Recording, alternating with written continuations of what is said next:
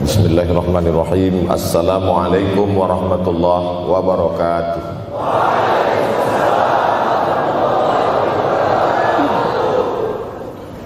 Alhamdulillahi wa kafa, wassalatu wassalamu ala al-habibil mustafa wa ala alihi wa ashabihi ahli tuqa wal wafa.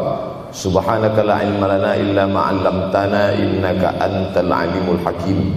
Rabbi shrah li sadri wa yassir li amri wahlul 'uqdatam min lisani yafqahu qawli. Yang sama-sama kita hormati bapak-bapak wakil rektor, tidak dapat saya sebutkan satu persatu, ketua takmir masjid, hadirin hadirat jamaah fardu subuh, bil khusus adik-adik mahasiswa mahasiswi, insyaallah kita semua dimuliakan Allah Subhanahu wa taala.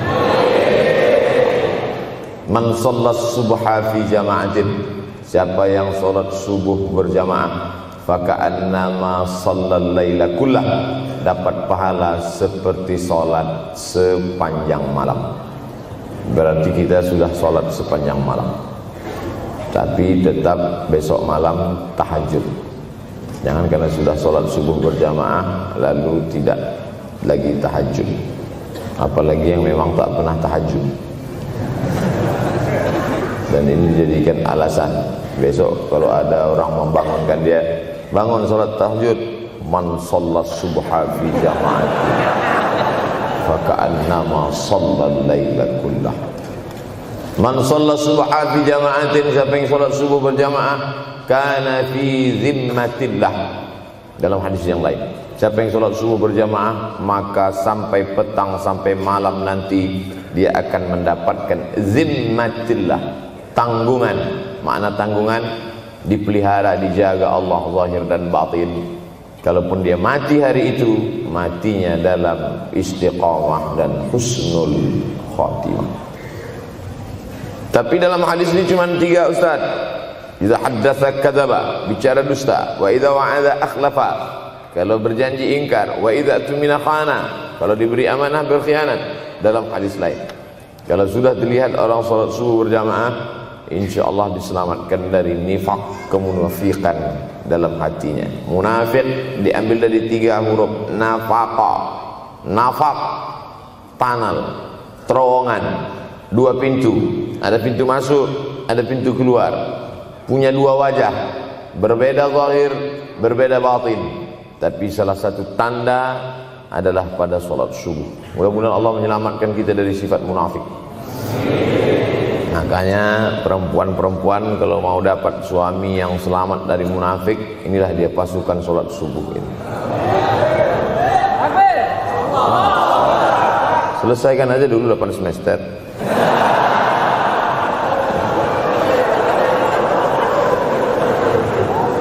Imam Abu Ja'far Al-Barzanji menulis dalam syairnya, walamma tamma min hamlihi, ketika sempurna hamil Aminah, syahrani 2 bulan, ala ashhuril aqwalil marwiyah, menurut riwayat yang masyhur, tufiya bil madinatil munawwarati abuhu Abdullah, meninggallah abuhu, bapaknya, bapak Nabi Muhammad SAW, Abdullah bin Abdul Muttalib bin Hashim bin Abdi Manaf bin Qusay, di kota Al-Madinah Al-Munawwarah. Ketika itu usia Nabi 2 bulan dalam kandungan. Setelah itu Nabi SAW pun lahir, dibesarkan dalam peluk cium kasih sayang Aminah. Lalu kemudian pada usia lebih kurang 4 tahun dibawa lagi ziarah ke makam ayahnya. Dan dalam perjalanan pulang dari ziarah itu meninggal pula Aminah. Apa pelajaran yang ingin diambil dari kematian ayah dan ibu Nabi ini? Banyak analisa sesuai dengan ilmu orang masing-masing. Bagi psikolog yang katanya pengaruh akal manusia itu dipengaruhi 4, maka kata mereka manusia ini berpikir itu dipengaruhi oleh pertama ayah, yang kedua ibu, yang ketiga bacaan, yang keempat lingkungan. Maka Allah ingin membersihkan Nabi Muhammad sallallahu alaihi wasallam dari 4 ini. Apakah akal Nabi Muhammad itu dipengaruhi oleh ayahnya? Tidak, karena dia tidak sempat bertemu. Apakah Nabi Muhammad SAW itu akalnya dipengaruhi oleh ibunya? Tidak, karena 4 tahun sudah meninggal dunia. Apakah Nabi Muhammad SAW itu dipengaruhi oleh bacaannya? Tidak, karena Nabi tidak bisa membaca. Walladzi ba'atsa fil ummiyina rasulan minhum. Allah yang mengutus dia kepada umat yang ummi, la yaktub wa la yaqra, tak menulis dan tidak membaca. Minhum, dan dia bagian dari mereka, dia juga tidak bisa tulis baca. Apakah Nabi Muhammad SAW itu dipengaruhi oleh lingkungannya? Tidak, karena di lingkungannya zina begitu bebas, tipu muslihat, dan dia tetap dengan jati dirinya bergelar Al-Amin, orang yang paling amanah menurut para psikolog. Tapi ada analisa lain. Mengapa ayahnya meninggal ketika dia berusia 2 bulan dalam kandungan, dan belum sempat pula dia mendapatkan kasih sayang seorang ibu? Di situ pula dia meninggal dunia, ibunya saat dia berusia 4 tahun. Maka salah satu analisanya adalah Allah ingin menjaga Nabi Muhammad SAW tidak sempat durhaka pada ayah dan ibunya, karena orang yang durhaka tak layak menjadi rasul utusan Allah Subhanahu wa ta'ala. Makanya sehebat-hebatnya bapak Nabi Ibrahim bernama Azar. Apa kata Azar?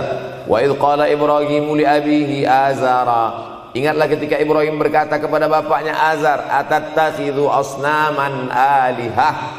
Mengapa engkau menjadikan berhala ini sebagai Tuhan, wahai bapakku Azar? Apa jawab Azar? La illam tantahi, kalau kau tidak berhenti menceramahi saya, la arjumannaka, aku lempar engkau pakai batu. Wahjurni maliya, tinggalkan aku untuk waktu yang sangat lama. Pergi sana, kata Azar. Apa jawab Nabi Ibrahim alaihissalam? Salamun alaika, selamat untukmu wahai ayahku Azar. Aku akan memohonkan astaghfirulaka rabbi, memohonkan ampun kepada Allah dosa-dosamu supaya diampunkan Allah. Innahu kana bi hafiyya, sesungguhnya Allah amat sangat sayang dan mengabulkan doa-doa. Nabi Ibrahim sempat bertemu dan tidak melawan. Tapi Nabi Muhammad SAW beda dengan Nabi Ibrahim. Allah buat Ibrahim tidak melawan, tapi ayahnya menjadi durhaka kepada anak. Sedangkan Nabi Muhammad SAW dua-dua dan dijaga Allah Subhanahu wa ta'ala. Nabi Muhammad dijaga sehingga tidak sempat durhaka kepada Abdullah dan Aminah, dan Allah pula menjaga Abdullah, menjaga Aminah, sehingga tidak sempat menyakiti manusia yang paling mulia, Nabi besar Muhammad sallallahu alaihi wasallam. Saya tidak memilah-milih nabi-nabi, karena kita memang tidak boleh la nufarriqu baina ahadim mir rusulih. Kita tidak boleh membeda-bedakan antara satu nabi dengan nabi yang lain. Lalu yang membedakan itu siapa? Allah Subhanahu wa ta'ala. Dari cara panggilnya saja berbeda. Kalau Nabi Adam dipanggil Allah, ya Adam uskun anta wa zawjukal jannah. Nabi Yahya dipanggil Allah, ya Yahya khudhil kitaba biquwwah. Nabi Isa dipanggil Allah, ya Isa inni istafaituka 'alan nas. Tapi Nabi Muhammad SAW, Allah tidak pernah manggil dia ya Muhammad. Allah panggil dia dengan dua sebutan. Pertama, ya ayyuhar rasulu balligh, wahai rasul. Dalam panggilannya yang lain, ya ayyuhan nabiyyu jahidil kuffar. Bukan kita yang membedakan, Allah yang membedakan cara panggilan untuk Muhammad sallallahu alaihi wasallam.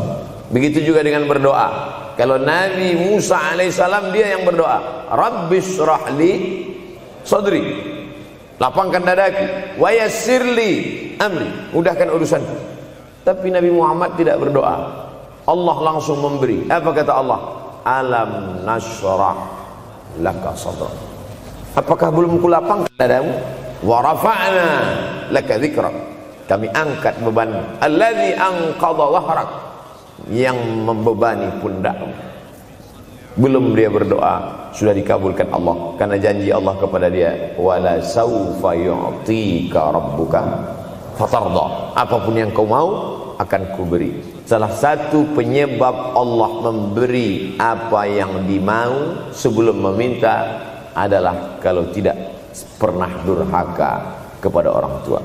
Oleh sebab itu judul yang diberikan kepada saya, Ustaz Abdul Somad, nanti tabligh akbar di kampus Universitas Ahmad Dahlan. Apa temanya? Biasanya saya diberikan tema untuk anak-anak muda meraih masa depan bebas narkoba dan pacaran. Apa temanya untuk anak-anak muda?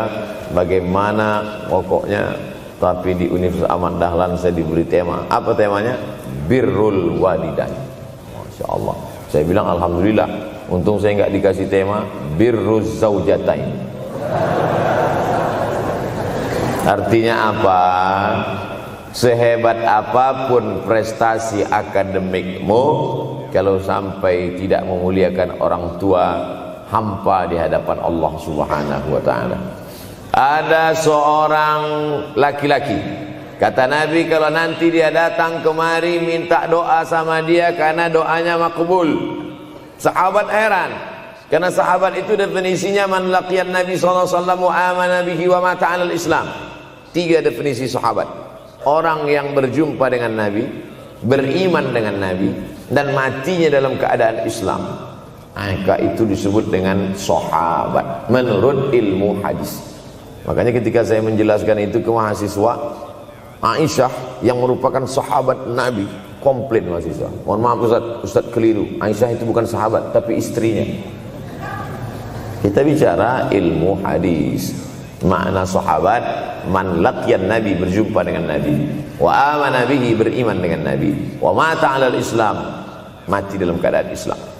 Abu Lahab ketemu dengan Nabi tapi tidak beriman dengan Nabi dan mati dalam keadaan kafir, maka tidak masuk golongan sahabat. Tapi ini ada seorang laki-laki hidup sezaman dengan Nabi dan Nabi mengenal dia, dan Nabi berpesan nanti kalau dia datang ke kota Madinah minta doa dari mulutnya karena doanya dikabulkan Allah Subhanahu wa ta'ala. Sahabat heran, kami yang hidup bersama engkau, kami yang berperang bersama engkau, kami yang sholat di Masjid Nabawi bersama engkau, kenapa doa dia lebih makbul daripada kami? Malah kami meminta doa dari mulut dia.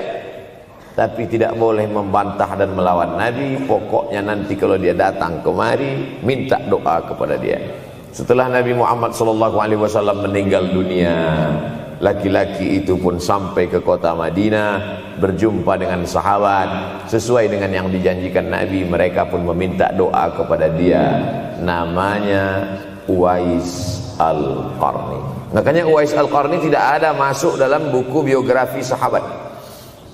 Kalau mau mencari biografi sahabat Nabi, buka kitab namanya Al-Isabah fi Tamyizis Sahabah, atau baca juga Usudul Ghabah fi Ma'rifatis Sahabah, atau baca juga Al-Isti'ab fi Ma'rifatil Ashab. Itu memang buku biografi isinya sahabat Nabi semua. Sahabat Nabi klasifikasi. Yang pertama, Al-Ashra Al-Mubasysyaruna bil Jannah, 10 sahabat yang dijamin masuk surga.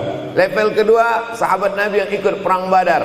Berikutnya, sahabat Nabi yang masuk Islam sebelum hijrah. Berikutnya, barulah ujung sahabat Nabi masuk Islamnya setelah hijrah, setelah Islam kuat, barulah dia masuk Islam. Tapi nama Uwais Al-Qarni tidak ada di dalam, karena dia tidak cukup syarat untuk menjadi sahabat, karena dia tidak pernah berjumpa langsung dengan Nabi Muhammad sallallahu alaihi wasallam. Tapi kenapa doanya makbul? Ternyata dia tidak berjumpa dengan Nabi bukan karena dengki, bukan karena musuh, bukan karena tidak beriman. Dia tidak jumpa dengan Nabi, salah satu sebabnya adalah karena dia menjaga ibunya di Yaman.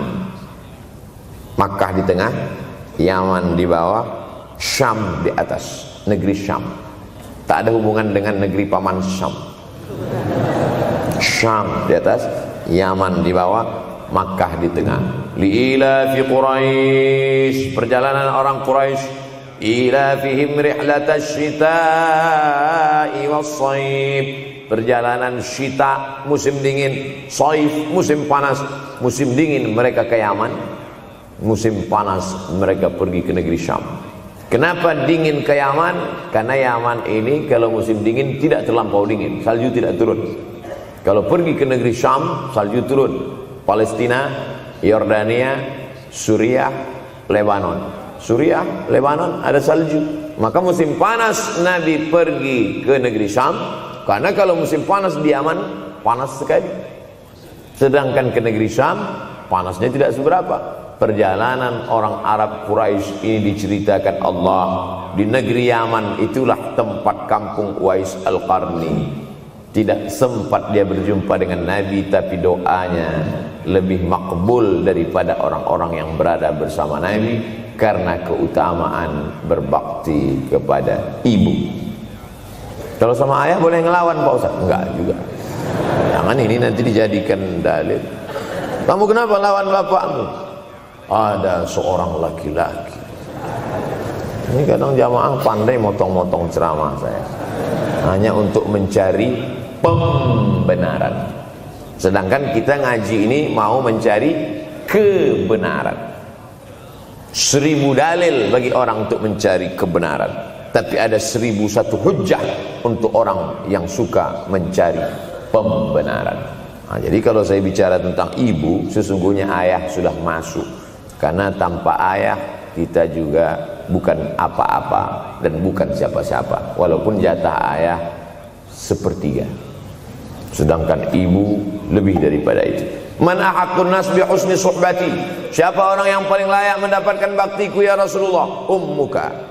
Summa man, siapa lagi? Ummuka. Summa man, siapa lagi? Ummuka. Summa man, abuka. Itu yang menyusun itu Nabi SAW, bukan saya. Itu makanya ibumu, ibumu, ibumu, bapakmu. Kenapa Nabi 3 kali? Kenapa Nabi menyebut laki-laki 1 kali, perempuan 3 kali? Karena ibumu mengandung, ibumu melahirkan, ibumu menyusukan. Siapa yang mau dapat 3 kali? Coba yang 3 ini. Mengandung, melahirkan, menyusukan. 3 ini belum bisa dilakukan oleh laki-laki dimanapun. Adapun merubah wajah sudah bisa. Makanya ada lady boy, wajah lady, betis boy. Tapi untuk mengandung tidak bisa. Ana Rahman, aku ini Rahman, kata Allah. Syaqaqtur rahim wa ja'altu lahu isman min ismi. Aku ciptakan satu makhluk di dalam perut perempuan, maaf, namanya rahim, dari namaku. Ini yang belum bisa dibuat dokter dimanapun di dunia ini, menciptakan rahim, belum bisa. Andai terpecah rekor ini, maka kebanggaan luar biasa bagi LGBT. Tidak bisa, sampai hari kiamat tidak akan bisa, janji Allah. Karena Allah mengatakan dalam hadis qudsi, Anar Rahman ja'altu lahu isman min ismi. Maka ada satu makhluk dalam perut perempuan yang diciptakan, diambil dari Asmaul Husna. Sehebat-hebatnya laki-laki, dari ujung rambut sampai ujung kaki tidak ada di tubuhnya ini yang diambil dari Asmaul Husna, tak ada. Bahwa namanya dari Asmaul Husna ada, Abdus Somad. Tapi ada makhluk di badannya diambil dari Asmaul Husna, itu hanya ada pada perempuan. Oleh sebab itu perempuan luar biasa. Makanya kampus Universitas Ahmad Dahlan memuliakan perempuan. Mana perempuan? Di atas letaknya. Makanya saya tidak terlalu berani mendongak ke atas. Begitu hebatnya perempuan. Perempuan adalah ibumu, perempuan adalah istrimu, perempuan adalah anakmu, perempuan adalah adikmu. Maka saat engkau memuliakan perempuan, engkau sedang memuliakan 4 aspek dari kehidupan. Ketika Nabi Muhammad SAW diutus Allah ke atas muka bumi ini, salah satunya adalah mengajarkan manusia bagaimana menempatkan pada posisinya. Posisi dia adalah tempat kita menumpang. Ketika ada seorang laki-laki yang sudah sukses diwawancarai, siapa orang yang paling berjasa dalam hidup Anda? Dulu waktu saya merantau ke Yogyakarta, belum ada apa-apa, saya sempat numpang di rumah dia selama 4 bulan. Kata seorang artis dalam sebuah wawancara, Begitu bangganya dia berkata, itulah orang paling berjasa kepada saya karena saya sempat numpang di rumahnya 4 bulan. Tapi ada yang dia lupa, bukan rumahnya yang kau tumpang, bukan ruang tamunya yang kau diami, sempat numpang di perutnya 9 bulan 10 hari. Tak pernah kau sebut. Angkat tangan yang tidak menumpang di rahim, langsung dari planet Mars langsung kemari. Enggak ada. Mr. Bean yang kita semua sehebat apapun pernah menumpang di perutnya. Oleh sebab itu makanya dosa yang paling mengerikan adalah kalau ada orang jual sabu-sabu, peminum khamar, di dunianya bahagia, happy, senang. Itu Ustaz, pengedar narkoba, hidupnya aman, adem, ayem, tentram. Di akhirat azabnya baru diberikan Allah Subhanahu wa taala. Ada orang yang pelakor senior, tapi hidupnya di dunia senang-senang saja. Di akhirat nanti azabnya ditunda. Namanya istidraj. Istidraj diambil dari kata daraja, tertunda. Azab yang tertunda. Sudah jadi judul sinetron. Azab yang tertunda. Tapi ada satu perbuatan dosa yang pasti di dunia dirasakan. Apa itu? Durhaka pada orang tua. Orang yang durhaka pada orang tua, di dunia dia tetap dapat, di akhirat dapat sekali lagi. Itu janji Rasulullah SAW. Lama hidup banyak dirasa, jauh berjalan banyak dilihat, lama jadi ustadz banyak yang curhat. Maka tidak 1 2 itu saya lihat dalam kehidupan. Hebat, rezeki banyak melimpah ruah, tapi jauh dari kebahagiaan. Apa sebab? Janji Rasulullah SAW. Orang yang durhaka pada orang tua di dunia sudah dapat, di akhirat dapat lagi. Dapat. Di mana letak keadilan Allah? Kenapa di dunia sudah dapat, di akhirat dapat lagi? Yang di dunia itu baru DP-nya, di akhirat baru kau rasakan cash. Oleh sebab itu jangan pernah melawan pada orang tua. Jangan pernah melawan. Apapun kata dia, jurus menghadapi orang tua ini tidak banyak, 3 saja. Kalau dia marah-marah, kalau dia cerewet, kalau dia ngamuk-ngamuk, pertama diam. Pulang kampung marah aja. Saya bolak-balik kirim uang belanja, kenapa kamu IP-nya 2,0? Diam. Yang kedua, diam. Yang ketiga, diam. Kalau belum bisa membahagiakan, jangan susahkan dia. Kalau belum bisa menunjukkan prestasi, jangan susahkan hatinya. Jangan sampai belum ketemu dengan wajah kita pun dia sudah susah hati. Baru nama kita muncul di HP-nya, kumat darah tingginya.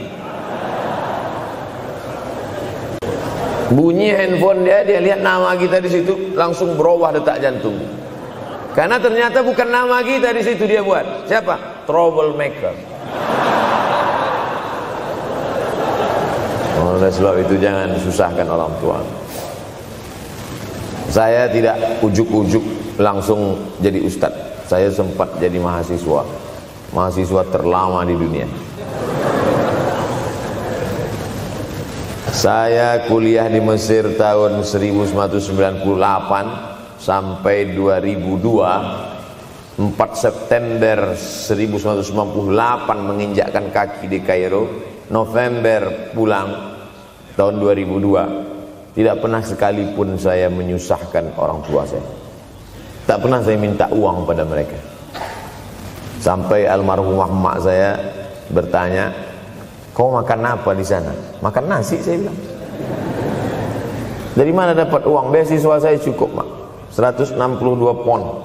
50 untuk makan, 50 untuk rumah, tinggal 62. 20 dibagi lagi untuk ongkos, 20 untuk buku, 20 disimpan, mana tahu demam sakit gak ada uang. Sampai pulang. Sampai akhirnya dia kasih tanya, gimana caranya ngirim uang supaya nanti di akhirat kalau Allah bertanya, pernah gak ngirim uang? Pernah. Ya, saya tak mau menyusahkan. Saya menganggap kalau nanti saya minta hatinya susah, Kalau nanti saya banyak minta, saya tak bisa balas, maka saya bukan berarti mengajak adik-adik tidak minta uang. Saya paham, tak semuanya dapat beasiswa.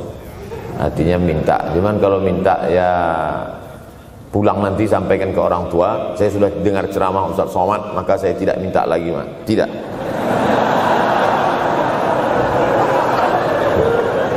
Tapi tolong dirapel setahun sekali aja. Kalau mau merasakan bagaimana sayang mereka, coba hilangkan sayangnya itu agak 1 bulan, 2 bulan, 3 bulan, itu baru terasa. Karena sifat manusia ini kalau sudah tidak ada baru terasa. Judul lagu Roma. Kalau dia masih ada di depan mata kita, masih dekat dengan kita, kita merasa dia biasa-biasa saja. Tapi kalau dia sudah tidak lagi ada, itu barulah. Oleh sebab itu coba kalau mau merasakan, kasih tahu dia, papa, mama, untuk biaya kuliah saya 1 semester ini tolong jangan kasih dulu. Saya mau jual koran dulu. Saya mau kerja di Dorsmir dulu. Saya mau kerja loper dulu. Saya mau susah-susah dulu. Seketika saat kita tahu susahnya itu, tetes peluh keringat, air mata, di situ baru kita tahu, oh ternyata perjuangan mereka ini luar biasa. Saya tidak bicara ceramah saja, tapi dalam kehidupan saya pribadi dulu saya laksanakan, saya pernah buat, saya pernah kerjakan. Tapi tidak saya rencanakan itu, saya harus begini, tidak. Memang bagian dari takdir hidup. Mungkin tidak minta uang itu karena jauh ke Mesir. Kalau seandainya dekat, sering juga minta. Nah, memang dikondisikan saya untuk terbang jauh ke Mesir, lalu kemudian setelah jauh itu tidak meminta, tapi kemudian setelah pulang berjumpa, sempat bersama orang tua bulan Maret 2019 kemarin baru meninggal dunia ketika saya sedang ceramah di Madura, Pulau Madura, diundang oleh sahabat saya, kakak kelas di Mesir dulu, Dr. Fauzi Tijani. Dan pagi itu rencananya mau ziarah ke makam Kiai Khalil di Pulau Madura. Begitu mau ziarah langsung dapat SMS segera pulang karena orang tua meninggal dunia. Akhirnya saya langsung ke airport Surabaya dan langsung pulang. Sebelum malam sudah tiba pemakaman. Artinya apa? Penyesalan panjang kenapa tidak mencium tangan orang tua, kenapa tidak. Karena saya pikir masih lama ini. Ini satu kekeliruan. Di mana-mana selalu saya sampaikan, jangan pernah berpikir usianya masih lama walaupun dia sehat. Karena sehat walafiat, tidak ada kurang satu apapun. Masih lama. Ternyata apa yang terjadi? Berangkat hari Sabtu, hari Ahad tausiah, hari Senin pagi, tanpa sebab, tanpa penyakit. Oleh sebab itu kalau masih hidup orang tuamu di rumah, pulang. Tapi jangan ini jadikan alasan. Besok enggak masuk kelas, kemana? Pulang semua.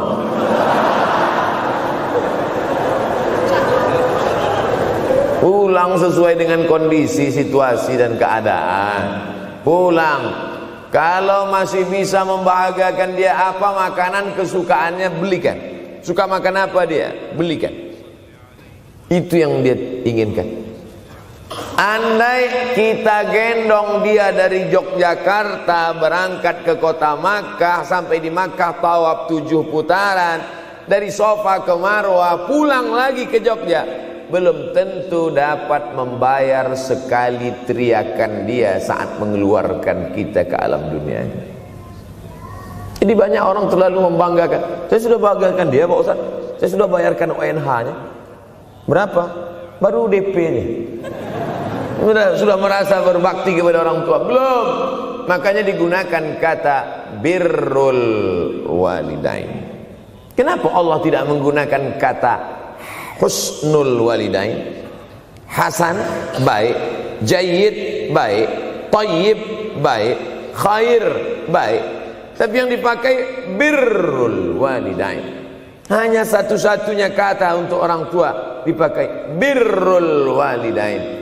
Karena kata birru adalah sifat Allah Subhanahu wa taala. Makanya di antara Asmaul Husna ada Al-Barrut Tawwab. Allah yang punya sifat itu. Maka kita diharapkan berakhlak seperti akhlak Allah Subhanahu wa taala. Addabani Rabbi fa ahsana ta'dili. Allah mendidik aku menjadi beradab sehingga adabku penuh. Allah Subhanahu wa taala tidak ada puji Nabi Muhammad SAW. Hai Muhammad yang salat tahajudnya sampai kakinya bengkak. Hai Muhammad yang hajinya tidak ada. Apa kata pujian Allah untuk Nabi Muhammad SAW? Wa innaka la'ala khuluqin azim. Akhlak agung dan mulia. Oleh sebab itu tak ada gunanya prestasi S1, S2, S3, postdoktoral, profesor kalau tidak berbakti kepada orang tua. Makanya orang tua itu levelnya langsung setelah Allah. Wa qadha rabbuka alla ta'budu illa iyyah. Langsung wa bil walidaini ihsana. Ihsan. Lihat lagi penggunaan kata ihsan dalam hadis Nabi. Jibril alaihissalam datang, rambutnya tidak berdebu, bajunya sangat putih bersih, tapi tidak ada orang yang kenal. Diriwayatkan oleh Sayyidina Umar ibn al-Khattab radhiyallahu anhu, aku melihat ada seorang laki-laki rambutnya sangat hitam dan bajunya sangat putih, tapi kami tidak ada yang kenal. Ini tiga indikasi ini menunjukkan kebingungan. Kalau ada orang rambutnya sangat hitam dan kita kenal, berarti dia memang orang situ, memang tinggalnya di situ. Tapi dia kalau orang perantau, rambutnya pasti berdebu karena tinggal di gurun pasir. Sekarang kan banyak tuh anak-anak muda yang rambutnya berdebu. Itu berarti orang jauh, bukan orang Jogja. Bajunya sangat putih, tapi kami tidak kenal. Kalau bajunya agak-agak kotor, berarti dia musafir. Pantas kalau kita tidak kenal. Tapi bajunya sangat putih, berarti dia memang orang situ. Tapi kami tidak kenal. Kata Umar bin Khattab, rambutnya sangat hitam, bajunya sangat putih, tapi kami tidak kenal. Dan dia duduk berhadapan dengan Nabi, lututnya dekat dengan lutut Nabi, tapi kami tidak kenal. Dia bertanya tentang iman, dia bertanya tentang Islam, dia bertanya tentang ihsan. Setelah selesai baru Nabi bertanya, Umar, ya, kamu tahu siapa tadi yang datang bertanya tentang iman, Islam dan ihsan itu? Tidak. Jibril yu'allimukum dinakum. Tadi yang datang itu adalah Jibril alaihissalam. Orang selevel Umar bin Khattab tidak kenal Jibril. Ada orang Indonesia baru ketemu Jibril.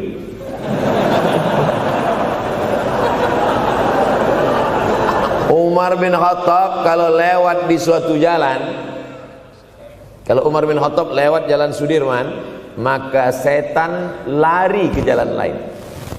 Ini ada orang satu perjalanan sama setan,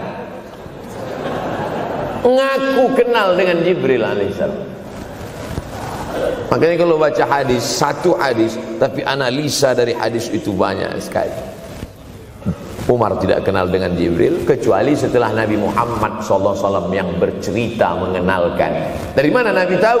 Nabi dapat wahyu dari Allah Subhanahu wa ta'ala. Tapi ada analisa lain. Apa maknanya? Allah menggunakan kata ihsan untuk orang tua, Nabi menggunakan kata ihsan untuk Allah. Ihsan untuk Allah, anta'budallaha ka'annaka tarah, kau sembah Allah seakan-akan engkau melihat dia. Fa illam takun tarah, kalau kau tidak bisa melihat dia, fa innahu yarak, sesungguhnya dia yang selalu melihatmu. Tidak pernah putus ihsan. Ihsan Allah kepada kita, tidak pernah putus pengawasan Allah. Bagaimana ihsan kita kepada orang tua? Tak pernah putus bakti walaupun dia sudah meninggal dunia. Makanya kita tetap membaca walaupun dia sudah masuk liang lahat, jam 2 malam bangun, Rabbil firli wali walidayya warhamhuma kama rabbayani shaghira. Ada seorang sahabat Nabi namanya Sa'ad. Sa'ad sudah jadi bahasa Indonesia. Banyak juga orang Indonesia laki-laki sifat Sa'ad. Orangnya Sa'id, artinya bahagia. Sa'adah, kebahagiaan. Jenenge sapa? Sangadah. Itu dari bahasa Arab. Sa'adatun, bahagia. Datanglah seorang laki-laki bernama Sa'ad menjumpai Nabi sallallahu alaihi wasallam. Ya Rasulullah, wahai Rasulullah, ummi matat, ibu saya sudah meninggal dunia. Afa atasaddaqu anha, kalau saya bersedekah kira-kira pahalanya sampai apa tidak untuk almarhumah ibu saya? Kata Nabi, tasaddaq, silakan engkau bersedekah. Ayu sadaqatu afdal, sedekah apa yang paling afdal? Saqiyul ma, memberi air minum. Memberi air minum, niatkan untuk almarhum almarhumah, kata Nabi, tasaddaq, silakan sedekah. Langsung tanpa pikir panjang, apa kata Sa'ad?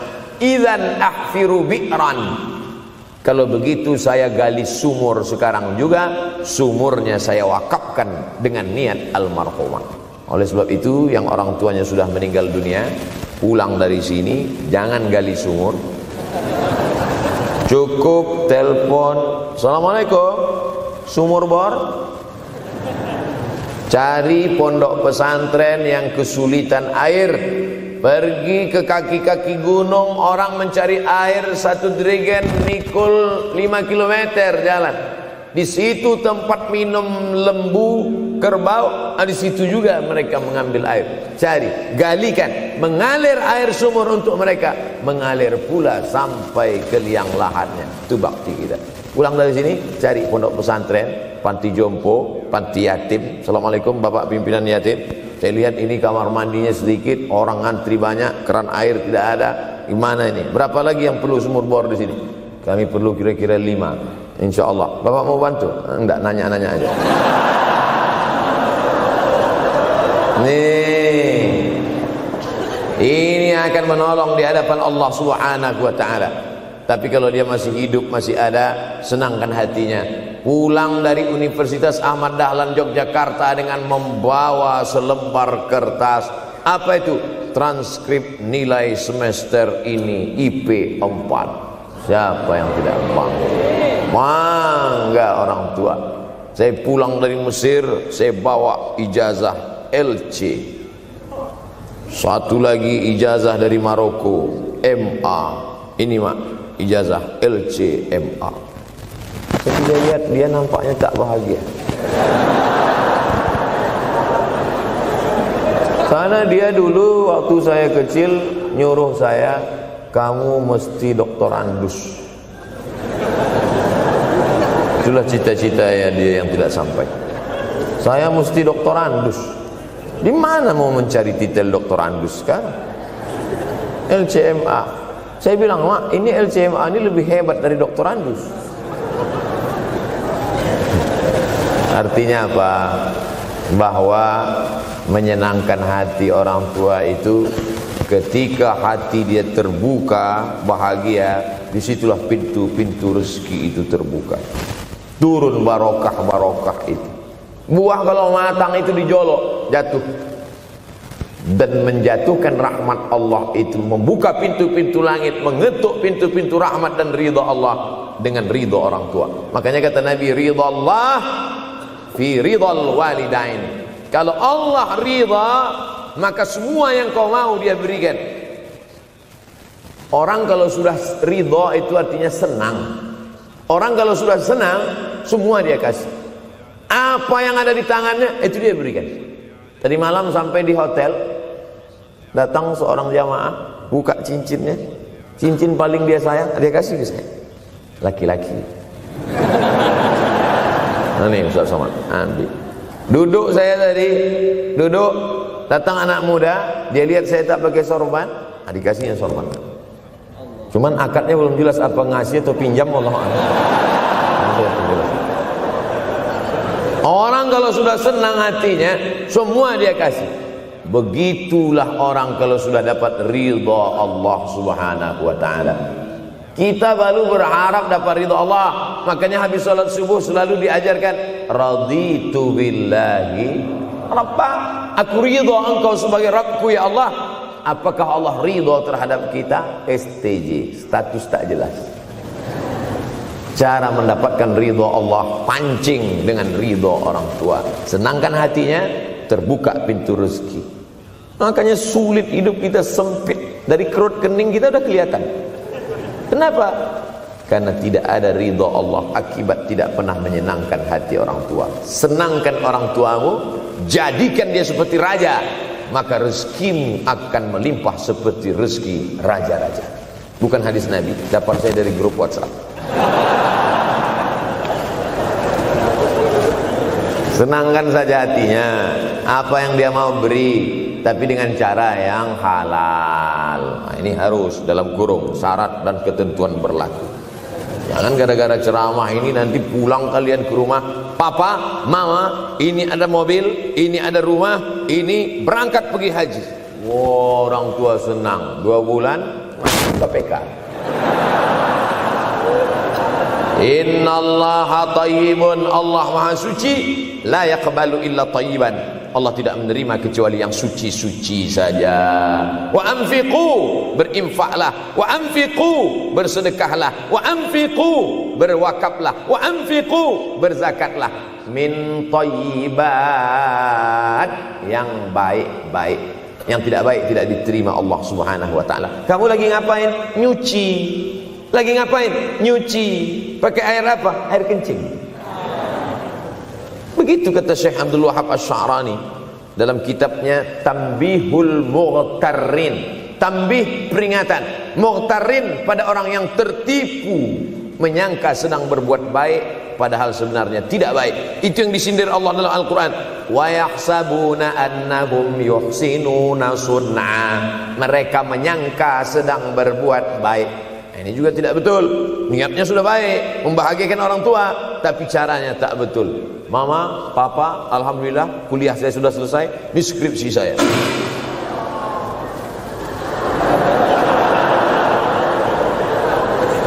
Masya Allah. Bayangkan kalau kiamat tiba-tiba terjadi. Begitulah agaknya terkejutnya kita. Kiamat terjadi tapi belum sempat berbakti kepada orang tua. Dosa belum sempat meminta maaf. Silap dan salah berapa kali kita kencing di kainnya yang bersih. Berapa kali dia tidak jadi tahajud gara-gara kita menangis dari Isya sampai subuh. Pakai pengawet nangisnya. Tapi kita tak pernah sadar itu. Kita menganggap kita di dunia ini dibesarkan angin. Kita menganggap kita ini bangsawan, bangsa yang hidup di awan. Berapa kali dia tidak jadi sholat duha gara-gara kita kencing. Berapa kali nasi yang sudah mau disuap masuk ke mulutnya tak jadi. Bahkan dia tidak makan sama sekali. Dan berapa kali makanan dia belikan hanya untuk susu, hanya untuk menyenangkan kita. Pernah kita balas. Dan dia tidak pernah minta balas itu. Oleh sebab itu, siapa yang mengingatkan? Abdul Somad diberikan judul berat ini. Judul yang paling berat ceramah tentang orang tua, tentang ibu, tentang ayah. Jarang saya mau menerima judul-judul pengajian. Ini pun dikasih tahu setelah sampai di sini. Maka saya belok-belokkan dikit. Ini air mata udah mau menetes, belokkan. Nanti kalau saya nangis di sini, siapa yang ceramah kalau saya nangis? Oleh sebab itu maka yang orang tuanya masih ada, beruntung dan bertua, bawakan dia rumah makan. Ada sahabat saya namanya Ustadz Lukman di Pontianak. Pontianak, bukan kuntilanak. Mereka punya program namanya Bawa Ibu ke Rumah Makan. Keren nama programnya. Bawa orang tua ke rumah makan. Nanti hari libur adik-adik anak-anakku sekalian libur, bawa ayah, bawa ibu ke rumah makan. Ketika Ustadz Lukman cerita itu ke saya, Ustadz Somad, kita punya program baru nih. Apa nama programnya Ustadz? Bawa ibu ke rumah makan. Alhamdulillah Ustadz Lukman, seluruh rumah makan di Pekanbaru tempat tinggal saya itu, semua sudah saya bawa emak almarhumah saya.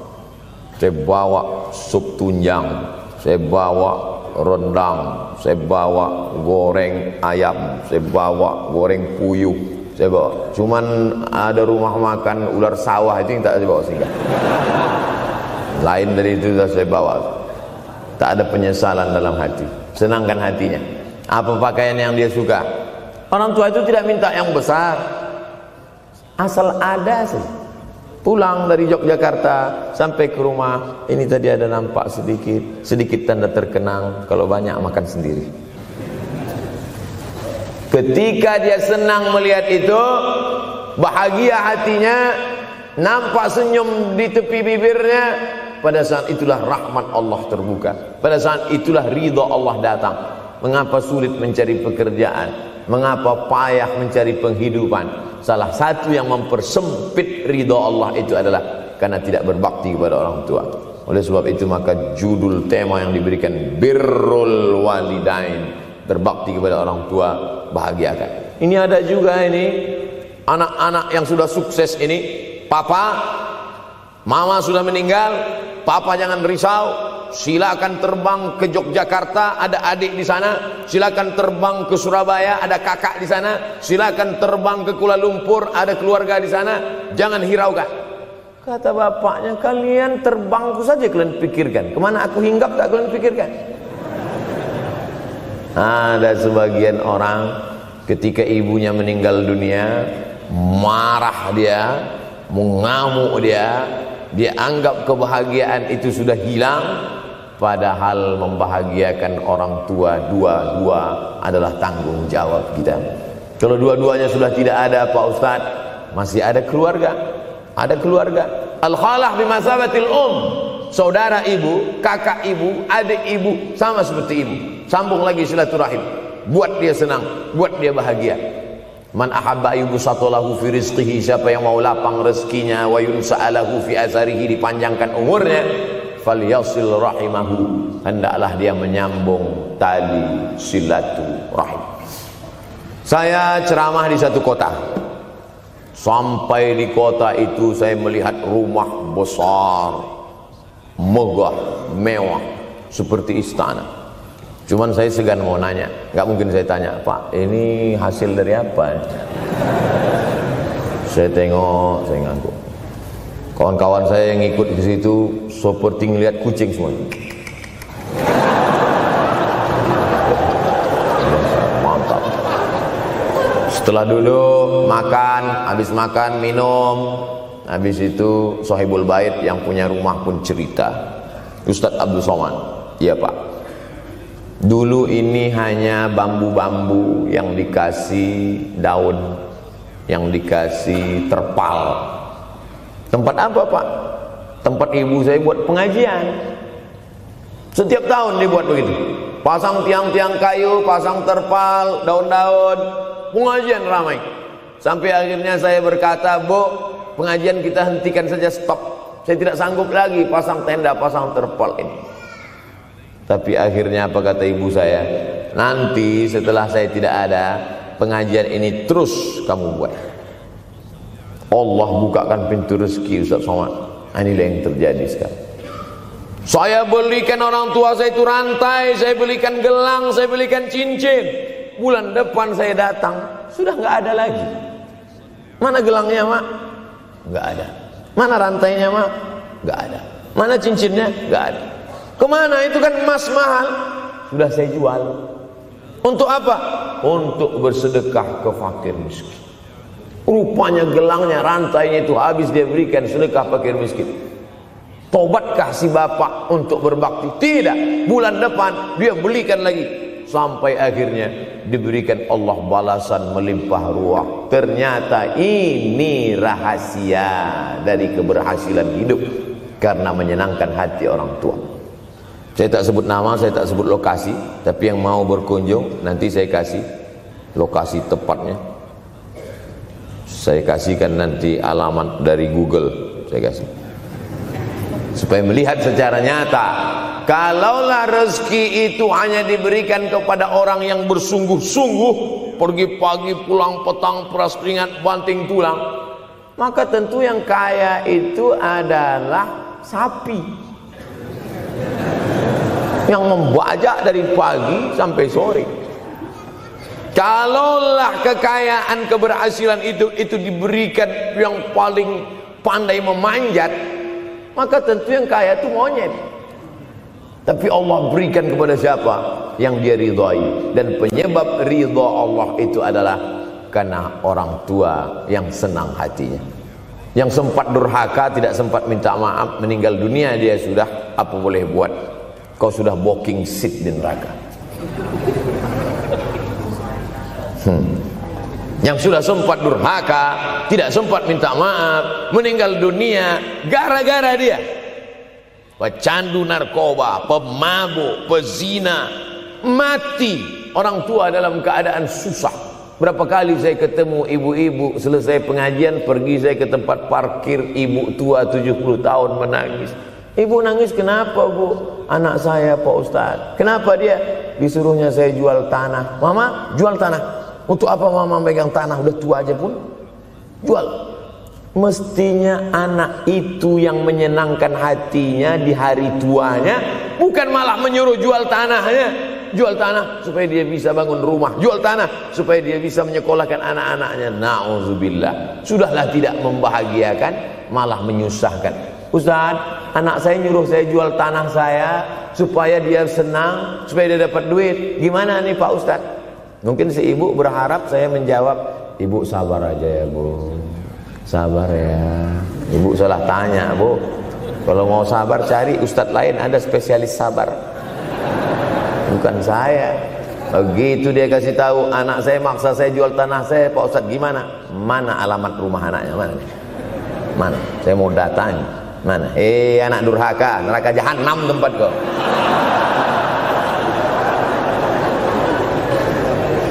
Tak mau dia ngasih alamat. Rupanya dia takut nanti anak saya malah marah sama saya, Pak Ustadz. Saya kasihan. Mudah-mudahan Allah berikan kekuatan pada ibu. Tapi cerita ini bukan satu dua contoh kasus. Ternyata zaman sanggup memperkarakan pengadilan hanya karena sebatang pohon kayu. Atau cuma saya yang dapat berita aja? Adik-adik ada juga dapat kiriman itu? Sanggup memperkarakan sebatang pohon kayu. Padahal kalau kau jual semua kebunmu itu, belum tentu dapat menebus. Datang seorang laki-laki mengadu kepada Nabi Muhammad SAW. Ya Rasulullah, ini bapak saya ini kurang ajar sekali. Bapaknya kurang ajar. Diambilnya harta saya ya Rasulullah. Gimana ini ya Rasulullah? Apa kata Rasulullah SAW? Anta wa maluka li abik. Anta sampai ke tempat kita jadi ente. Anta wa maluka, ente, harta ente, li abik, punya bapakmu. Jangankan hartamu yang di rumah itu, dirimu pun punya bapakmu. Nabi membela, seolah-olah Nabi berkata, apa yang diambil itu belum ada apa-apanya dibandingkan melepuh kulitnya untuk memberikan engkau sesuap makanan yang halalan thayyibah. Orang yang durhaka pada orang tuanya, insya Allah anaknya juga akan durhaka kepada dia. Oleh sebab itu maka jangan pernah durhaka. Kalau sempat durhaka lalu kemudian meninggal dunia dia Pak Ustadz, sudah meninggal pun tetap masih bisa berbakti. Pertama dengan doa, kedua dengan sodakoh. Kalau kebetulan rezeki banyak sodakoh. Kalau tidak ada rezeki melimpah, doa. Bangun malam, Rabbi firli wali walidayya warhamhuma kama Rabbi firli, ya Tuhanku ampunkan aku, wali walidayya, ibu dan ayahku, warhamhuma, sayangi mereka berdua, kama, sebagaimana Rabbayani shaghira, sebagaimana mereka mendidik aku. Coba kita lihat susunan kalimatnya, seperti ada kekeliruan kalimat. Na'udzubillah, mana mungkin kalimat Allah keliru. Allah ingin menegur kita, sayangi mereka sebagaimana mereka mendidik aku. Mestinya kalimatnya kan tidak begitu. Sayangi mereka sebagaimana mereka menyayangi aku. Tapi ternyata sayang belum tentu mendidik. Tapi mendidik pasti sayang. Karena bunyi kalimatnya, sebagaimana mereka mendidik aku. Jadi banyak juga anak-anak ini tidak sayang karena salah didik. Disangka sayang itu dengan ngasih motor, disangka sayang itu dengan ngasih gadget. Disangka sayang itu dengan ngasih transfer uang yang berlebihan. Belum tentu sayang. Dulu ada insinyur arsitek yang membangun salah satu rumah keluarga saya. Kuliahnya di Jogja. Cerita dia, dulu saya kuliah di Jogja, Ustaz Abdul Somad, insinyur. Terus teman kami sakit di kos-kosan. Kami bingung mau nelpon siapa. Akhirnya datang mobil mewah, parkir polisi, tentara ramai. Barulah kami tahu rupanya dia anak menteri. Jadi sayang orang tua itu bukan mesti dibelikannya apartemen, dibelikannya mobil, belum tentu. Boleh jadi itu justru menjerumuskan anak. Diberikan apartemen, diberikan mobil mewah. Habis 2 bulan kena virus HIV AIDS. Tapi kalau dibuatnya kita jauh, saya yakin adik-adik kuliah di Universitas Ahmad Dahlan, ada yang dari timur Indonesia, ada yang dari Sumatera, lalu kemudian di tengah kesendirian, belum makan, uang kos belum bayar, transfer macet, datang setan berbisik, hei, sebetulnya kau anak yatim piatu yang dibuang. Bukan, orang tuamu bukan tidak sayang, dia hanya sedang ingin mendidik supaya engkau menjadi anak yang mandiri. Maka nanti kalau sedang duduk termenung gitu, tiba-tiba datang bisikan, pergilah cari jembatan, terjunlah. Maka saat itu katakan dalam hatimu, lawan, hei setan. Orang tuaku sayang kepadaku, dia hanya ingin supaya aku mandiri. Ada orang tua yang salah didik kepada anak-anak, sampai mengikat tali sepatu pun anak tidak pandai. Baru mau mengikat tali sepatu, sudah diikatkan. Baru mau makan, sudah disuapkan. Akhirnya anak tidak punya keberanian untuk hidup. Harta dia punya, uang dia punya, materi dia ada, satu yang dia tidak punya, tidak ada mental. Tapi anak-anak, adik-adik Universitas Ahmad Dahlan adalah orang yang punya keberanian untuk hidup. Betul? Yang di hadapan saya ini, siapa yang tidak punya keberanian hidup? Ini yang jam 5:30 masih belum hidup lagi. Ada ini tidak punya keberanian untuk hidup, hidupnya terlambat. Tapi mahasiswa Universitas Ahmad Dahlan punya keberanian untuk hidup. Bahkan mungkin dia lebih dulu hidup daripada saya. Lebih dulu bangun dia tadi. Alhamdulillahillazi ahyana ba'da ma amatana wa ilaihin nusyur. Tengok jam. Oh, rupanya masih jam 1, tidur lagi. Saudaraku yang dimuliakan Allah Subhanahu wa taala. Maka my life, my adventure, hidup saya adalah petualangan saya. Ini yang mau kita harapkan. Berani menghadapi tantangan. Ada orang yang menganggap hidup ini ya simpel-simpel aja lah Pak Ustaz. Tapi ada orang ingin hidup ini penuh dengan perjuangan. Sama seperti makanan. Ada orang simpel aja, nasi, kecap, telur rebus, dah cukup. Tapi ada orang mau ada goreng ayamnya, ada rendangnya, ada supnya, ada tom yumnya, ada lengkap semua. Begitu juga hidup ini.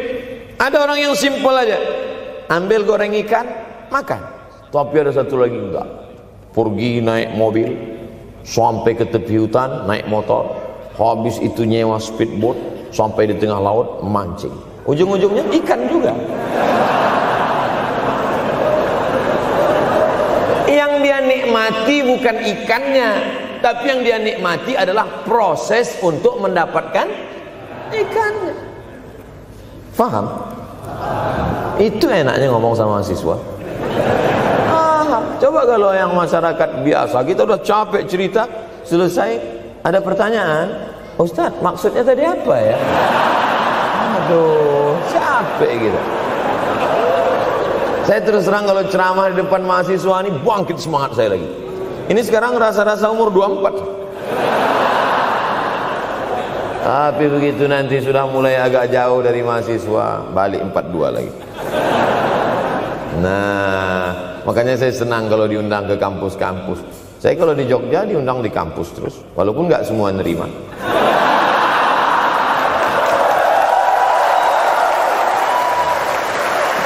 Saudara yang dimuliakan Allah Subhanahu wa taala, maka kita harus sering-sering bersama. Apa ini takbir? Takbir itu ngusir setan.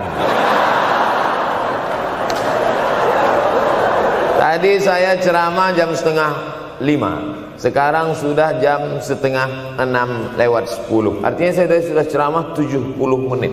Ini sudah keluar dari kode etik. Karena di mana-mana saya ceramah 60 menit. Kenapa bisa Ustaz Somad ceramah 70 menit di Universitas Ahmad Dahlan ini? Kenapa? Semangat. Semangat yang membuat kita. Padahal berdiri lagi. Tahan, belum sarapan lagi.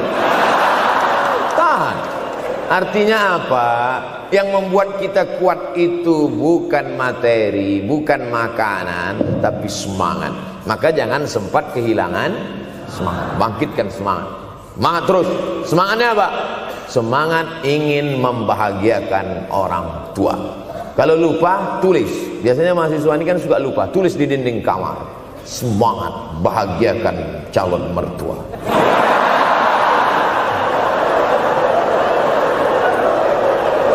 Nanti teman kos-kosan datang ngelihat, loh, kata Ustaz Somad kan orang tua, kenapa ente buat mertua? Sedangkan mertuaku saja kebahagiakan, apalagi orang tua.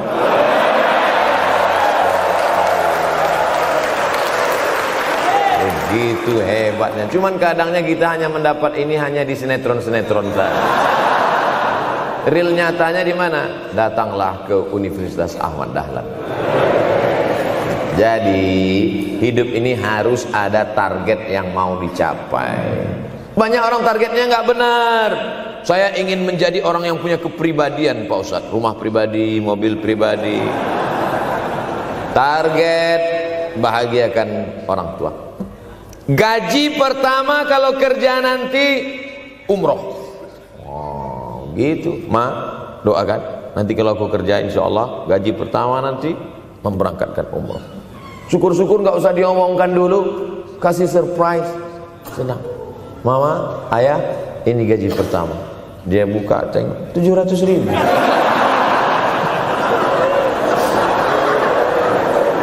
Menangis dia menerima gaji pertama itu, bukan karena harunya sikit. Gitu dia buka amplop, oh kok setitik dong. Haru dia. Kenapa setiap mendapat hadiah dari anak, orang tua selalu meneteskan air mata? Karena kita tidak pernah besar dalam pandangan matanya. Kita sehebat apapun, kita tidak pernah besar di matanya. Di pandangan ibu ayah kita, kita adalah anak kecil yang tapak kakinya 2 jari, panjangnya sejengkal. Maka jangan pernah ceramahi orang tuamu. Jangan mentang-mentang sudah mahasiswa pulang, ayah sini, mama sini, duduk. Assalamualaikum. Bisa. Karena kita tidak pernah besar di mata orang tua. Kita tetap kecil. Walaupun kamu sudah menikah, sudah punya istri, sudah punya anak, kau tetaplah anak-anak dalam pandangan dia. Oleh sebab itu jangan sok besar, jangan sok hebat. Kalau ada pesan yang ingin mau disampaikan, jangan melalui mulut kita, dipinjam mulut orang lain. Tokoh masyarakat, alim ulama, dia ngajinya di mana? Ada yang mau kita perbaiki, jilbabnya mungkin kurang panjang, mungkin ada kebiasaan dia yang kurang baik. Sementara kita udah ngaji, sudah belajar di Universitas Ahmad Dahlan, sudah terpelajar, membuat dia mau menjadi orang baik. Tidak mesti dari mulut kita, pinjam mulut orang lain. Assalamualaikum Pak Kades, pinjam mulut Pak Kades sebentar. Pak Kades, ayah saya kan orangnya baik sama Pak Kades. Iya, nanti kalau saya ngomong dia nggak dengar. Jadi saya mohon tolong Pak Kades, ayah saya sampai sekarang belum sholat Pak Kades. Jadi tolong Pak Kades nasihati dia. Kata Pak Kades, saya juga nggak sholat. Hancur dunia persilatan. Oleh sebab itu senangkan Ini banyak anak-anak yang udah ngaji, yang udah aktivis masjid, merasa ingin orang tuanya baik, dia sendiri menceramahi, nggak ketemu, nggak connect dia. Ayah sini, orang yang tidak sholat neraka jahanam tempatnya. Sakit hati, meleleh air matanya. Sekali kau buat air matanya menetes, maka kau akan berenang dalam kesengsaraan. Jangan pernah buat dia menangis. Kalau dia nangis haru Pak Ustaz, nggak apa-apa. Cuman kita kan sulit membedakan mana air mata haru, mana air mata sedih. Sama-sama bentuknya air mata. Makanya ada ungkapan jangan menangis air mata buaya. Kenapa selalu kalau disebut air mata buaya? Karena memang buaya menangis bukan karena sedih, tapi karena kekenyangan. Buaya kalau habis makan orang, keringat, buaya itu tidak ada pori-porinya. Kita kalau berkeringat kan keluar pori-pori, ini keluar air. Buaya nggak ada. Satu-satunya tempat air keluar, itulah. Makanya menangis buaya, keluar air mata buaya. Maka jangan sampai kita nangis karena kekenyangan. Haru dia melihat pemberian kita. Di saat itu menetes air matanya, berdoa, dia memanjatkan doa, mengetuk pintu-pintu langit, terbuka. Masya Allah. Pantasan doa mahasiswa Universitas Ahmad Dahlan kabul, rupanya pintu terbuka. Doa kepada Allah Subhanahu wa taala. Kadang-kadang kita merasa doa kita yang dikabulkan Allah, kadang-kadang kita merasa sok hebat. Setelah dia meninggal dunia, barulah kita sadar rupanya selama ini kita hanya menumpang doa. Numpang, bukan doa kita yang dikabulkan Allah ternyata, tapi doa dia. Tapi dia tidak pernah cerita itu, dia nggak pernah ngomong. Apa pernah dia panggil kita, sini sebentar, aku sudah capek doain itu. Pernah dia bilang itu. Dia cukup mengadu tengah malam, ya Allah, anakku ini jadikan dia berhasil kuliahnya, ya Allah. Sudah hampir 14 semester nggak selesai-selesai. Dia mengadu kepada Allah Subhanahu wa taala. Ma, aku susah ini sekarang. Susah kenapa? Skripsiku ditolak terus. Pembimbing kemarin itu mempersulit terus. Berdoa dia tengah malam, ya Allah, lapangkan hati pembimbing itu supaya anakku cepat, ya Allah. Kalau enggak, matikan dia, ya Allah. Kabul, 2 hari setelah itu meninggal. Tapi kita tidak bisa request. Oleh sebab itu maka banyak-banyak dekatkan kepada orang tua, senangkan. Saya ceramah di Malaysia, dibawa jamaah ke mall. Ustaz Samad, esok kita tak ada tazkirah, tak ada tausiah. Kita nak pusing-pusing. Pusing-pusing maksudnya mutar-mutar.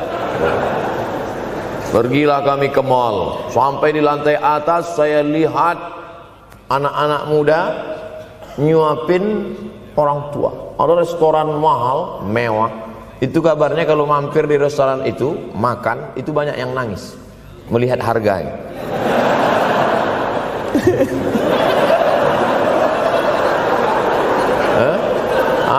Ada saya lihat anak-anak muda yang ganteng-ganteng, perempuan yang cantik-cantik menyuap orang tua. Orang tua yang sudah tak berambut, sudah perempuan tak berambut lagi, rontok saking tuanya, kulit sudah keriput.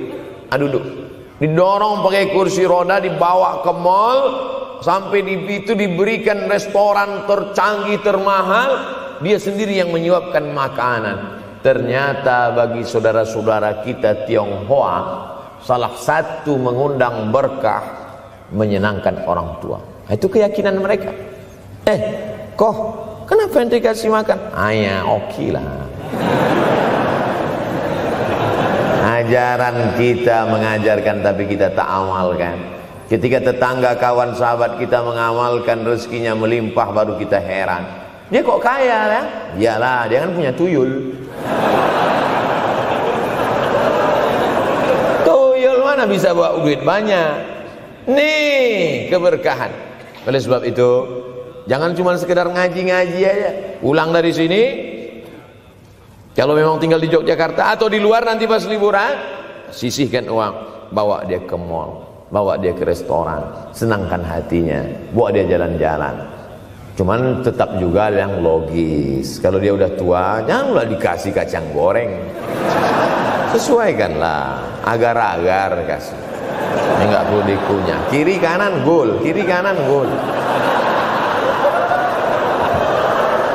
Orang tua bawa kasih kacang, menyiksa itu.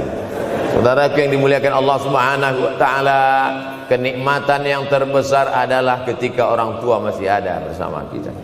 Kalau sudah tak ada, nanti saat Idul Fitri, Allahu Akbar, Allahu Akbar, Allahu Akbar, la ilaha, barulah menetes air mata. Mama. Saya kalau sudah menengok orang menangis terlalu berlebihan mengenang orang tua, ini pasti ada, kalau bahasa kampung kami, something wrong. Pasti ada sesuatu ini. Karena orang kalau sudah habis tumpah, dia tidak akan menetes lagi. Tumpahkan kasih sayangmu itu sampai habis ludes, dia tidak akan menetes lagi. Tak ada penyesalan, karena semua sudah kita berikan. Kalaupun menangis hanya tetesan kasih sayang. Tapi kalau sampai mencakar dinding, mama, ini pasti. Saya kalau ada orang yang menyesal sampai mencakar dinding, mau saya antukkan aja kepala yang gede. Dulu waktu hidup kenapa enggak waktu? Sekarang udah mati baru kau menangis kan? Senanda. Nah, tapi tentu sesuai kemampuan kita, karena kata Allah, la yukallifullahu nafsan illa usaha. Allah tidak membebani orang lebih dari semestinya. Ustaz ceramah sampai jam berapa ini? Sampai jam 6 insyaallah. Saya mau lengkapkan. Jam kita sama tuh. Oh, sama. Jam 6. Jam 6 maka saya ceramah 90 menit nanti di Universitas Ahmad Dahlan.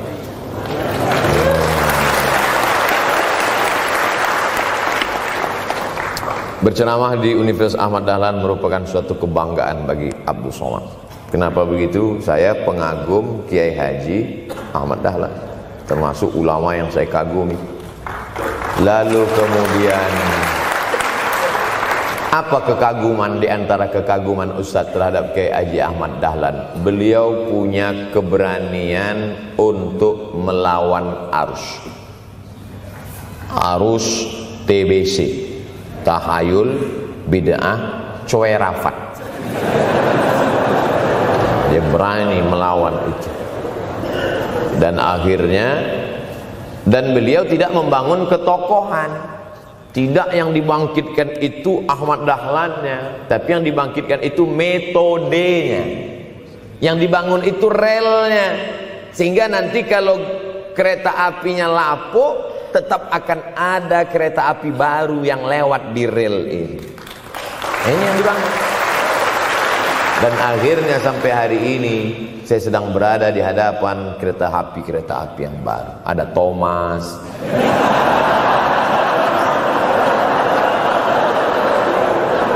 Kok Ustaz tahu Thomas? Anak saya paling suka itu. Satu koper kereta. Artinya apa? Bangun rel, maka akan ada lokomotif baru.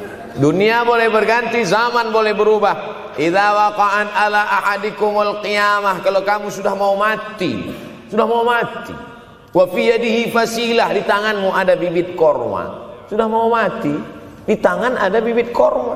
Apa yang kita lakukan? Ada sebagian orang kalau sudah mau mati, ya wes gua aja lah. Kalau di tanganmu ada bibit korma, gali-gali tanah sedikit, tanamkan. Untuk apa nanam korma sudah mau mati? Bukan kita sempat memakan manisnya, tak sempat bermaung di bawah daunnya yang rindang. Bukan kita yang menikmati, tapi ada orang lain dan pahalanya mengalir ke makam kita. 28.000 ibadah mengalir ke makam Kiai Haji Ahmad Dahlan. Angka 28.000 itu dari mana Pak Ustaz? Angka mahasiswa Universitas Ahmad Dahlan. Ustaz tahu dari mana? Ya makanya kalau orang ngomong tuh dengar. Makanya saya kalau diundang ceramah, Ustaz nanti sebelum ceramah kita ada acara makan dulu. Ya selama itu saya diam aja. ngumpul-ngumpulkan bahan. Jangan pernah melihat modal materi, tapi kuatkan usaha dan tawakal. Nih, bantuan cuma 6 miliar, tapi ternyata keperluannya berapa? 126 miliar. Tapi buktinya jadi masjid yang besar. Kalau diikutkan modal, mana mungkin cukup? Maka begitu juga dalam menatap hidup ke depan. Kamu kenapa belum juga nikah? Modalnya besar Pak Ustaz. Terus gimana? Nunggu yang gratisan aja lah. Dan begitu, usaha, tawakal, doa. Doa. Nah, bagi yang masih lajang, yang mau nikah, itu kalau bisa doanya jangan sir, agak jahar dikit. Ya Allah, umur udah 40. Dengar sama sebelah, loh belum mas katanya, belum. Bodoh.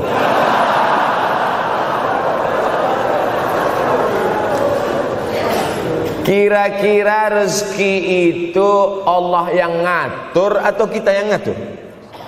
Allah. Makanya di antara Asmaul Husna Ar-Razzaq, yang maha memberi rezeki. Kalau Allah yang mengatur, mungkinkah Allah menyia-nyiakan kita? Tidak. Cicak di dinding, semua tahu, karena dari kecil kita memang sudah diajari lagu cicak. Cicak, cicak di dinding. Ada nggak pernah yang dinyanyikan lagu kadal? Ada. Kenapa mesti cicak? Coba tanya ibu kita yang dulu nyanyikan. Mama, kenapa cicak, Ma? Karena kalau buaya terlalu gede, nak. Kenapa cicak? Dia sedang mengajarkan kita bagaimana cicak dengan segenap kelemahannya. Cicak itu binatang yang lemah, hidupnya aja sungsang. Kita selalu berlawanan dengan cicak. Yang kata kita di atas, kata cicak di bawah. Tapi makanan cicak luar biasa. Apa makanan cicak? Helikopter, nyamuk. Cicak tidak bisa menggunakan tangannya, karena kalau dia pakai tangannya jatuh. Kadang pakai 4 aja jatuh. Selalu kan kejadian eksiden cicak jatuh. Cicak tidak pernah gunakan tangannya untuk makan, karena dia harus berpegang kuat. Apa yang dia pakai? Lidahnya. Lidahnya dia pakai. Nyamuk yang dia makan. Helikopter. Habis dimakan oleh cicak. Siapa yang paling hebat? Nyamuk. Makanannya darah. Nyamuk masih keluarga Dracula. Tapi Allah SWT mau mengajarkan jangan putus asa, gunakan potensimu, apapun yang terjadi gunakan. Ini sekarang banyak anak-anak muda ini kehilangan semangat. Kalau engkau kehilangan beras, masih bisa hidup 3 bulan. Kalau engkau kehilangan air, masih bisa hidup 3 hari. Tapi kalau kau kehilangan semangat, kau hanya hidup 3 detik. Tik, tik, tik, mati. Oleh sebab itu jangan sampai kehilangan semangat. Bahasa kitanya putus asa. Sampai dingin itu lontong. Bukan karena ceramah terlalu lama, bukan. Sampai dingin itu sarapan pagi gara-gara mahasiswa.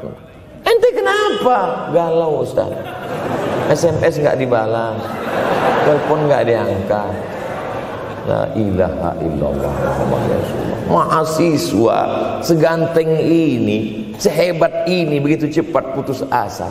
Saya aja setua ini, sekurus ini, masih banyak yang mau. Lihat tuh komen-komen di Instagram, baca tuh komen-komen di YouTube. Ustaz, jadikan aku yang kedua ya. Masa kalian anak-anak muda gagah perkasa, bangkitkan semangatmu, takbir.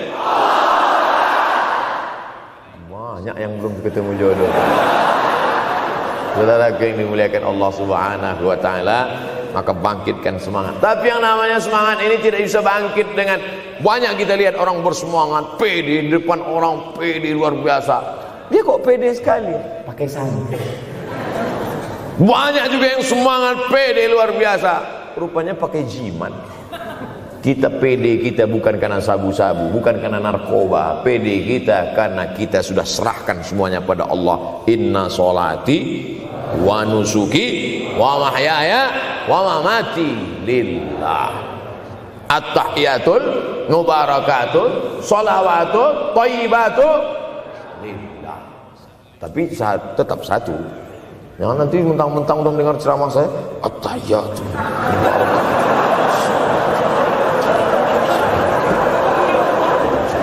Dalam hati saja. Ini bukan punya aku ya Allah, ini semuanya punya Engkau, punya Engkau. Berhasil kalian, sukses kalian, punya apartemen, punya kondominium, punya mobil. Datang teman nanya, hebat ente ya, kaya sekarang ya. La haula wala quwata illa billah. Tapi ngomongnya setelah berhasil. La haula wala quwata itu setelah berhasil atau sebelum? Setelah semua dipuji orang, hebat ente sekarang ya. La haula wala quwwata. Bukan punya saya, punya Allah. Tapi sekarang banyak orang salah.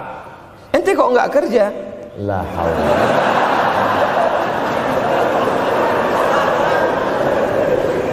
La haula wala quwwata illa billah. Subhanallah, masya Allah, tabarakallah. Menunjukkan manusia lemah, tak punya apa-apa. Dia ingin berkata, ini hanyalah punya Allah. Begitu juga dengan acara ini. Kenapa acara di masjid? Kenapa acara di kampus kemarin ramai melimpah ruah? Bukan karena panitia, bukan karena Ustaz Abdul Somad, bukan karena baleho yang besar, tapi la haula wala quwata illa billah. Pulang dari sini, bangkitkan semangat, senangkan hati orang tua, kejar prestasi, terus kuliah. Mudah-mudahan semuanya selalu mendapatkan kebaikan. Amin ya rabbal alamin. Terima kasih atas segala perhatian. Mohon maaf atas segala kesilapan dan kekhilafan. Abdul Somad, hamba Allah yang fakir, mohon maaf. Berpisah kita di tempat ini, tapi kita tak pernah putus dalam persahabatan, karena kita selalu bersama, jauh di tempat, dekat di doa. Terima kasih. Wassalamualaikum warahmatullahi wabarakatuh.